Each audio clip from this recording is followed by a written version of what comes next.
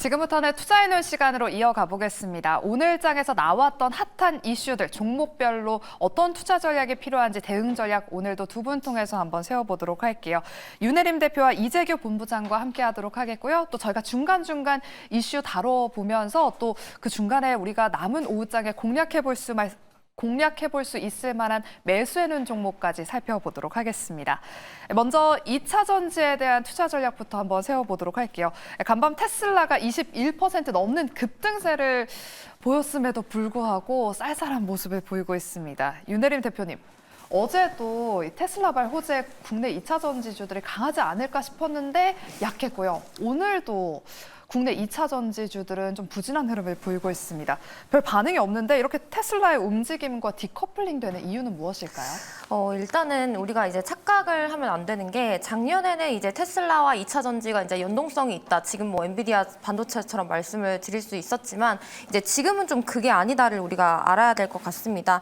먼저 테슬라 같은 경우는 지금 5분기 만에 깜짝 실적을 이제 공개를 하면서 영업이익 어닝 서프라이즈가 한 54% 정도 급증을 했는데 이제 이 상태에서도 내년에도 한 20%, 30%가 더 예상된다는 말이 나왔고 좀 이 내용을 주목해 보시면 좋을 것 같아요.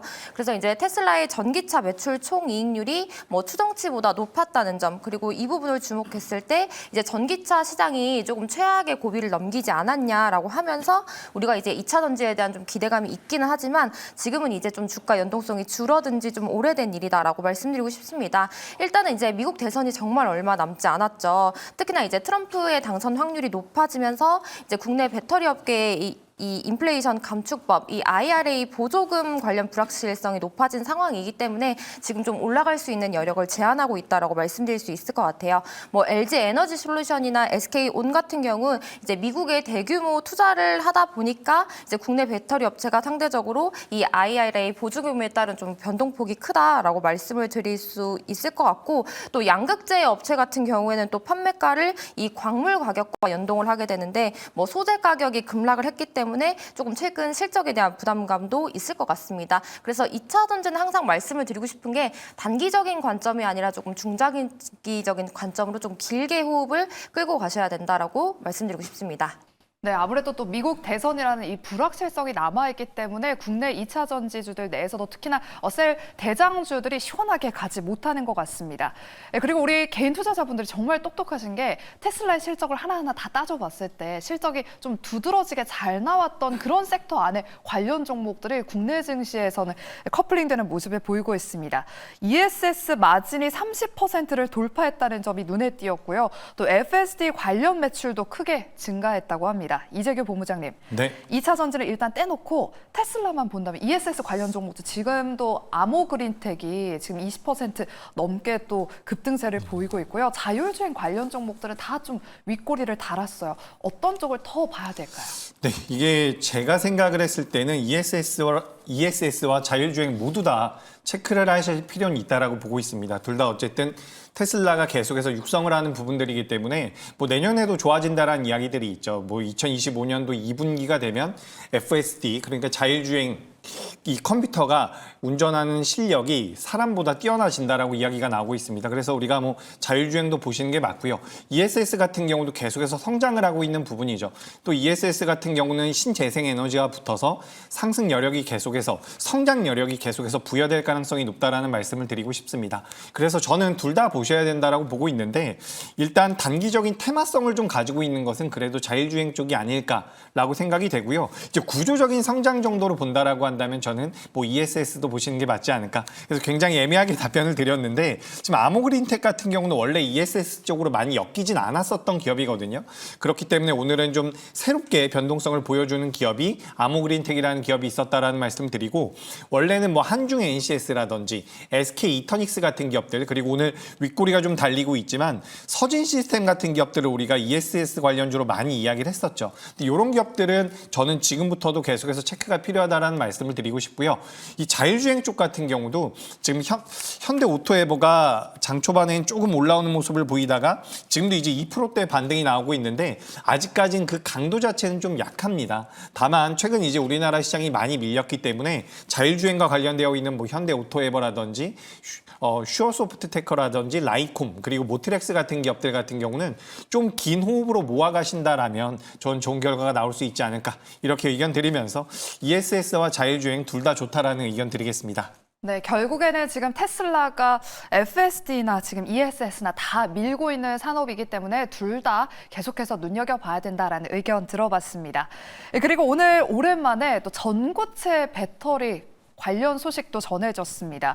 미국 배터리 스타트업 기업 퀀텀스케이프가 전고체 배터리 비샘플 생산을 시작했다는 소식에 해당 기업의 주가도 간밤에 한 20% 넘게 올랐고요. 또 국내 전고체 배터리 관련 종목들 장 초반에 주목받았지만 현재는 뭐 강보합이나 지금 하락 전환한 상태인 종목들도 있고요. 윗꼬리가 많이 달렸습니다. 윤혜림 대표님. 전고체 관련주들이 또 한창 그때 벤츠에서 전기차 화재 소식이 들린 이후에 꿈의 배터리라고 불리면서 엄청나게 또 테마가 한번 불었었잖아요. 이번에는 생각보다 좀 지지부진한데 좀 단기 테마성에 그치는 것으로 봐야 될까요? 아니면 중장기적으로 ESS나 자율주행처럼 이런 전고체 배터리도 좀 봐야 될까요?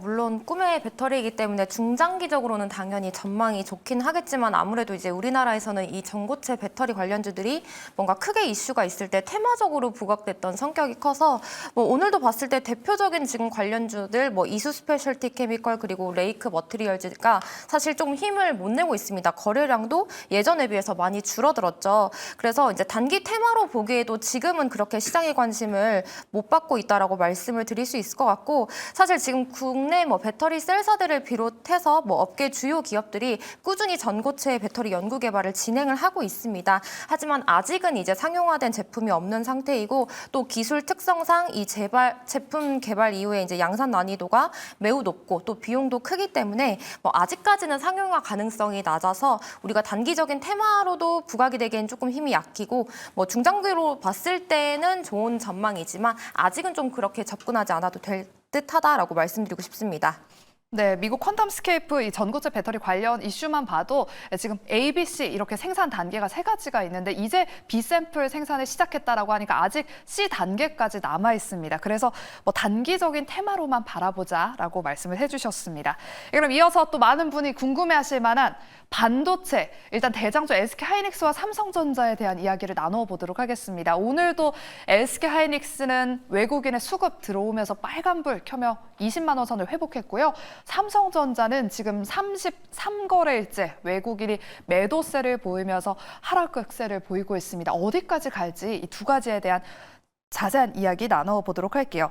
먼저 이재규 본부장님, 네. 시티그룹이 하이닉스, SK하이닉스의 목표 주가를 무려 33만 원으로 상향했습니다. 여기에다가 또 반도체 겨울론을 제기했던 모건 스탠리도 우리의 판단이 틀렸다라면서 이 반성문을 제출하기도 했는데요. 하지만 여전히 SK하이닉스에 대해선 비중 축소 의견을 유지하면서 목표 주가를 13만 원으로 제시했습니다. 지금 뭐 현재가가 20만 원 선을 회복한 걸 감안한다면 이 13만 원은 좀 말이 안 되는 것 같긴 한데 SK하이닉스에 대해서 의견이 조금 엇갈리는 것 같아요. 여전히 매수 유효할까요? 저희가 어제도 그렇고 그저께도 SK하이닉스가 매수해놓은 종목이었거든요. 아, 그래요? 네.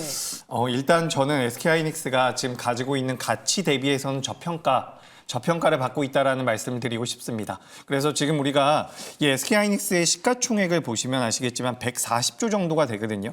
140조 정도 시가총액을 가지고 있는 기업의 연간 이익 컨센서스를 보면 2024년도 기준으로 23조 정도가 나오거든요. 그렇기 때문에 우리가 산술적으로 따져본다라고 한다면 저평가가 맞아요. 그렇기 때문에 뭐 33만 원, CT에서 33만 원 목표가를 제시했다라고 하는데 뭐 터무니없는 이야기는 아니라는 말씀을 드리고 싶습니다. 그리고 이제 반대로 반도체 쪽에 대해서 안 좋은 레포트를 냈었던 모건 스탠리에서는 목표가를 살짝 상향한 거예요. 이들 같은 경우도 12만 원 이야기를 했다가 지금 13만 원 이야기를 하고 있는데 현재가와는 괴리가 좀 크죠.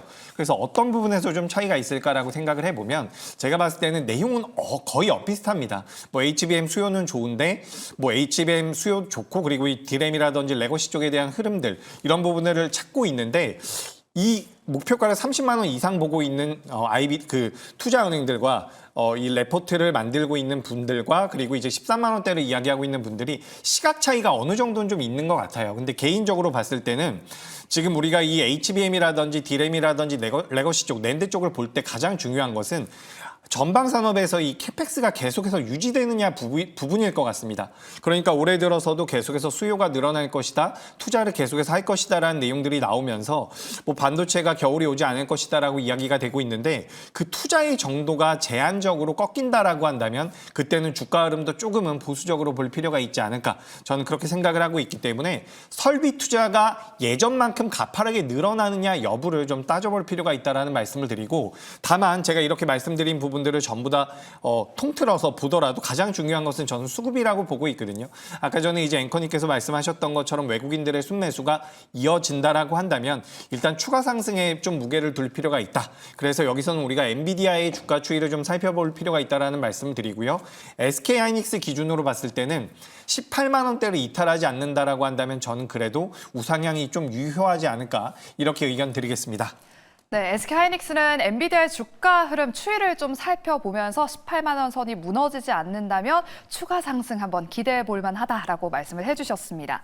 그리고 오늘 또 호재가 나왔습니다. SK하이닉스가 테슬라의 최대 1조 원 규모의 ESSD 공급 추진 논의 중이다라는 소식이 전해지면서 또 관련 종목들, ESSD 관련 종목들이 오늘장에서 주목받고 있는데요. 여러분들 이제 ESSD를 정말 AI 시대의 패러다임에서 참 많이 들으실 겁니다.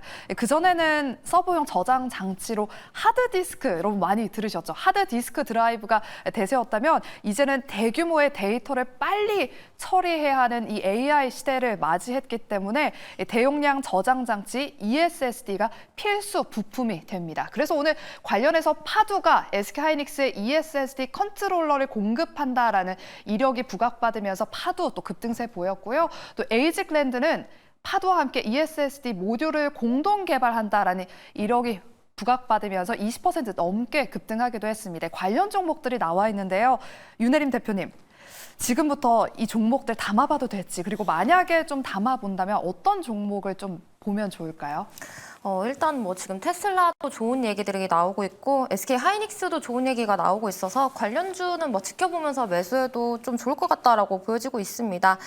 일단은 테슬라와 지금 하이닉스가 최대 1조 원 규모의 ESS 공급을 논의를 하고 있기 때문에 뭐 AI 시대에 반드시 필요한 데이터 저장 부품이니까 관련주는 조금 주목을 해보되 대신 좀 실적 턴어라운드가 되는 기업들로 우리가 추려서 보시면 좋을 것 같고요. 지금 가장 이제 큰 좋은 흐름을 보여주고 있는 게 이제 예전엔 조금 논란이 있었던 파두였는데 이제 파두도 이제 삼성전자와 함께 고성능 이 SSD를 만들 수 있는 유일한 회사로 꼽히기 때문에 뭐 앞으로의 실적을 조금 긍정적으로 보고 있어서 좀 좋은 주가의 모습을 보이고 있는 것 같습니다.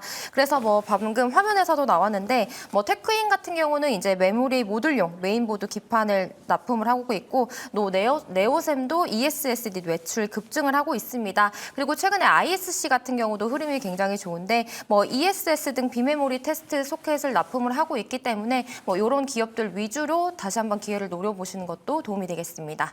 네, 실적 턴어라운드가 기대되는 관련 ESSD 종목들로만 조금 바라보자라고 말씀을 해주셨습니다.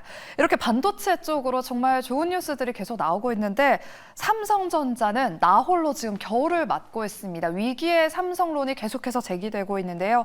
이재규 본부장님, 네. 오전장에 삼성전자가 또 한 번 52주 신저가를 또 기록했어요. 56,000원 선이 깨지기도 했는데 현재도 한 56,000원 선에서 지금 공방을 벌이고 있거든요. 네. 뭐 일각에서는 청산가치 BPS 56,400원까지 내려와서 매우 과도한 하락이다, 이렇게 증권가는 분석은 하고 있는데 투심이 쉽게 개선되진 않는 것 같아요. 외국인도 지금 계속해서 팔고 있고, 물론 저평가된 건 맞지만 네. 주가가 쉽게 이렇게 턴어라운드 되지 않는 것 같거든요. 삼성전자는 어떤 대응 전략이 필요할까요?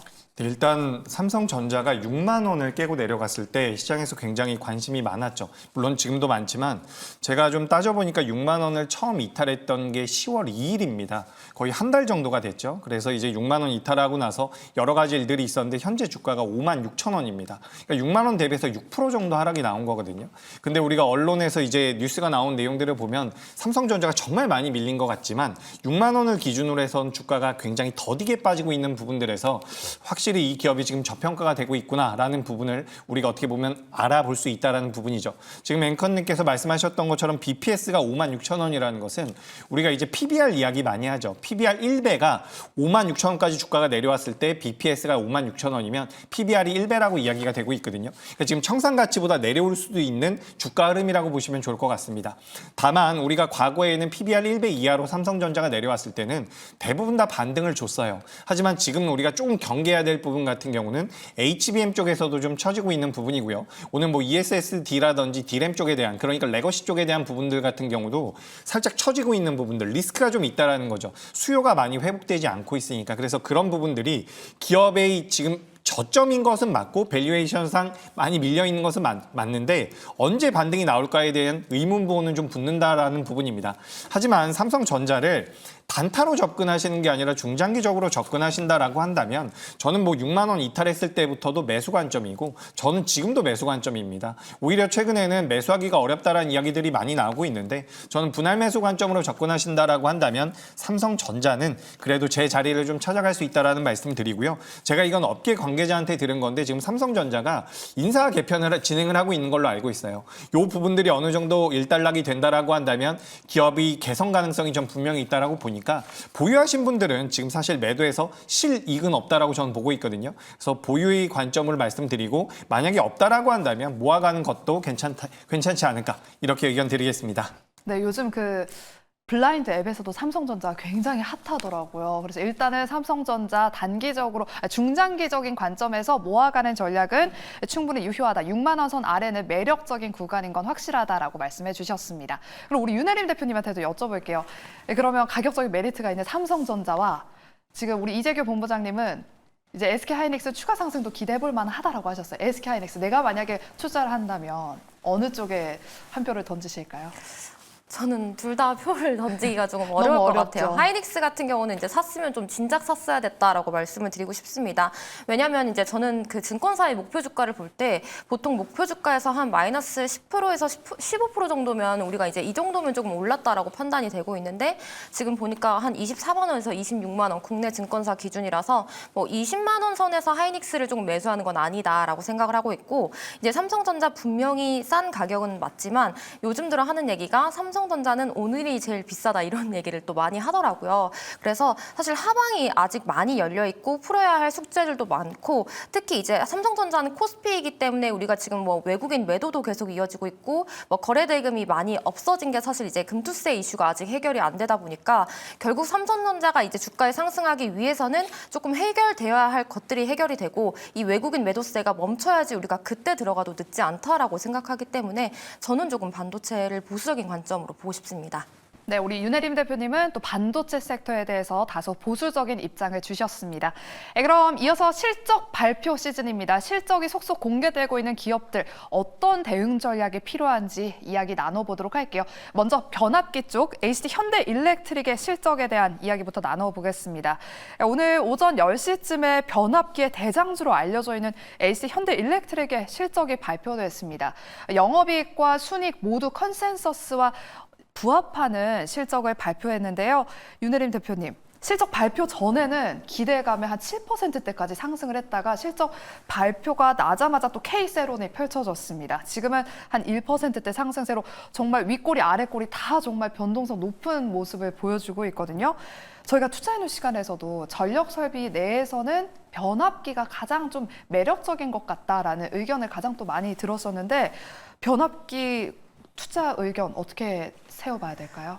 일단 뭐 전력 설비 변압기 쪽 그리고 조선 쪽이 조금 비슷한 게 앞으로는 좋은데 이 주가 변동성이 좀 커서 전 항상 이 두 가지 섹터를 반드시 봐야 된다라고 말씀을 드리고 싶고 이렇게 빠질 때 분할 매수 그리고 오를 때 조금씩 매도하는 관점으로 보시면 뭐 다시 한번 현대일렉트릭 같은 경우는 이제 조정을 줄 때 또 매수해 볼 수 있겠다라고 말씀드리고 싶습니다. 일단 최근에 뭐 투자 경고 지정 해제도 조금 긍정적이라서 최근에 주가가 좀 많이 오른 오른 경향도 있습니다. 그리고 뭐 미국, 유럽, 중동 쪽에서 모두 여전히 지금 변압기 부족하고 또 수주 잔고 증가하고 또 단가도 높아지고 있기 때문에 확실히 전망은 긍정적입니다. 다만 이제 원달러 환율 하락의 리스크도 존재를 하고 있는 부분이라서 언제든지 뭐 이렇게 조정이 나올 때, 음봉이 나올 때 모아 나갔다가 다시 한번 상승할 때 조금 매도하는 관점으로 충분히 보셔도 좋을 것 같다 말씀드리고 싶습니다.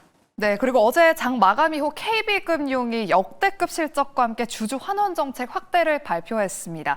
지금 장중에 10만 원 선을 또 시원하게 돌파를 했고요. 지금은 조금의 윗꼬리를 달면서 한 10만 200원 구간에서 움직이고 있습니다. 이재규 본부장님, 네. 날씨가 쌀쌀해지면 또 배당주에 관심이 모아지잖아요. 특히나 요즘같이 시장의 변동성이 클 때 그냥 이런 배당주에 묻어놓고 기다리자, 마음 편하게 지내자 이런 분들도 많으실 것 같아요. 뭐 KB금융을 비롯해서 이런 은행주들 어떻게 보시나요?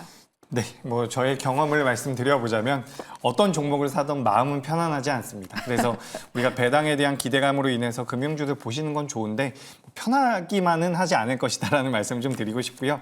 일단 이제 금융주들 같은 경우는 결산 배당과 이제 내년에 분기 배당까지도 받을 가능성이 높기 때문에 여전히 메리트가 있다라고 보고 있어요. 그래서 전 이제 연초에 밸류업 프로그램이 시장에서 이야기가 됐을 때에도 이 은행주들 시장에서 굉장히 좋다라고 이야기는 하고 있지만 매수하시는 개인 투자자분들이 별로 없다라는 말씀 드렸거든요.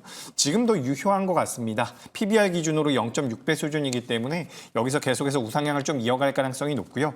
아까 전에 이제 우리가 반도체와 2차 전지, 테슬라 쪽에 대해서 잠깐 이야기를 나눠봤는데 저는 개인적으로 반도체는 좀 보수적으로 보고 있어요. 근데 반도체와 이제 2차 전지 전반적으로 이런 성장주들이 약세를 보인다라고 한다면 자금이 어느 정도는 방어주 성격을 가지고 있는 종목군들로 옮겨갈 가능성이 있다라고 보고 있습니다. 제가 그래서 우리 방송에서도 계속해서 성장주에 대해서 말씀드렸는데 저는 성장주의 점수를 좀 낮추고 이제는 방어주 성격을 가지고 있는 종목군들을 보시는 게 어떨까라는 말씀을 드리고 싶어요. 그래서 그런 관점에서는 저는 KB금융이라든지 은행 관련주들도 좋고요. 저는 증권주들도 굉장히 긍정적으로 보고 있거든요. 물론 PF 대출에 관련되어 있는 리스크들은 있겠지만 증권주들 같은 경우도 은행주들에 비해서 많이 못 올라왔기 때문에 이런 기업들, 금융 쪽을 좀 봐보시는 건 어떨까라는 의견 드리도록 하겠습니다. 네, 그리고 오늘 오후 2시에 기아의 실적 발표가 예정되어 있습니다. 지금 그래서 그런지 한 오후 1시부터 현대차와 기아의 주가가 지금 좀 움직이고 있습니다. 현대차도 지금 장중에 상승 전환에 성공하면서 지금 23만 원대까지 올라왔고요. 기아도 현재 1% 넘는 2% 가까운 상승세를 보이고 있습니다. 그래도 오늘 장중에 현대모비스도 호실적을 기록하면서 지금 열심히 빨간불 켜주고 있는데 이재규 본부장님 추가 질문 드릴게요. 오후 2시에 기아의 실적 발표를 앞두고 지금 자동차주들이 또 움직이고 있어요. 어떻게 보시나요? 자동차는 뭐 전반적으로 좋다는 얘기들이 많죠. 근데 제가 여기서 말씀드리고 싶은 것은 완성차 기업, 특히 이제 우리나라 현대기아가 저평가됐다라는 이야기도 많이 들으실 텐데 전 세계적으로 이제 완성차 업체들은 대체적으로 저평가가 되어 있습니다. 그러니까 밸류에이션 기준으로 아직까지 우리나라 기업들이 엄청나게 저평가다라고 접근한 거는 조금 리스크가 있다라는 부분을 말씀을 드리고 싶고 실제로 우리나라 현대기아차가 굉장히 잘하고는 있어요. 근데 미국에서 잘하고 있거든요. 다른 나라에서는 아직까지 지금 좀 안 좋은 부분들도 있습니다. 특히 국내 매출도 마찬가지고요. 그래서 자동차가 저는 무조건 좋다라는 관점은 위험하다라는 말씀을 드리고 싶고요. 자동차 업종에 대해서 가장 체크를 하셔야 되는 부분은 트럼프가 당선될 경우입니다. 트럼프가 당선된다라고 한다면 자동차 업종들은 피해를 받을 가능성이 있다라고 보고 있거든요. 그래서 이런 부분 참고하셨으면 좋겠고 만약에 여기서 환율이 꺾인다라고 한다면 이 부분도 부담이 될 가능성이 높습니다. 그러니까 환율이 꺾인다라는 부분이랑 트럼프가 당선된다라는 부분들이 어떻게 보면 이렇게 배척되는 내용이긴 한데 둘이 다른 내용이긴 한데 우리가 이제 자동차 업종들을 투자하면서 이 두 가지는 좀 체크하실 필요가 있다라는 말씀 드리면서 저는 살짝 보수적인 의견 드리겠습니다. 네, 오후 2시에 잠시 후 기아의 실적 발표가 있습니다. 이 부분 잘 체크해 보시길 바라겠고요. 마지막 그럼 다음 주도 이제 실적 굵직굵직한 기업들의 실적이 발표됩니다. 어떤 섹터를 주목해 봐야 될지 이야기 나눠보도록 할게요. 이재규 본부장님, 네. 자료를 보시면 다음 주 뭐 화요일에 한국항공우주를 시작해서 뭐 한화시스템, 목요일엔 한화에어로스페이스까지 방산 섹터에 또 실적 발표가 예정되어 있습니다. 방산주 호실적에 대한 기대감이 커져가고 있는 만큼 이제 또 실적 발표 이후에 주가 흐름이 기대되는데요. 다음 주 방산주 상승 랠리 기대해봐도 될까요?